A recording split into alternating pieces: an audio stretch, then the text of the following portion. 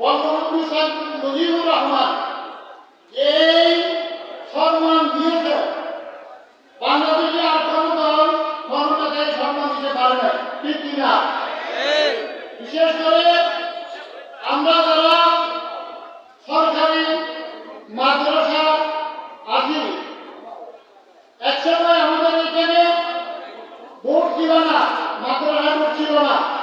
বঙ্গবন্ধু শেখ মুজিবুর রহমান 1973 সালে বাংলাদেশে স্বতন্ত্র ভোট করে আলেমদের সম্মান প্রদান করেছে, সার্টিফিকেটের নামদার সার্টিফিকেটের সম্মান দিয়েছে এবং সাথে সাথে জননেত্রী প্রধানমন্ত্রী শেখ হাসিনা কওমি আলেমদেরকেও ক্ষমতার ব্যবস্থা করেছে, ঠিক কিনা?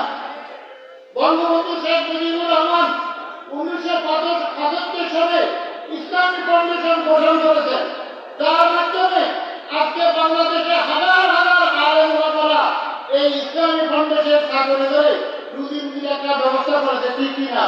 তাই আমি মনে করি বাংলাদেশের আলেম ওলামারা এই দলে আছে, এই দলকে শক্তিশালী করার আমি মনে করি এটি অবশ্যই কর্তৃত্ব।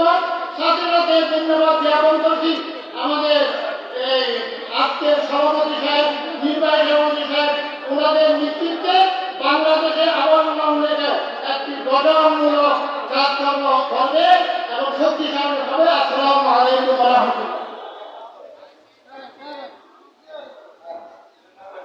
চট্টগ্রাম দক্ষিণ জেলা আহ্বায়ক সংগ্রামী নেতা মৌলানা মিজানুল হকের এক মিনিট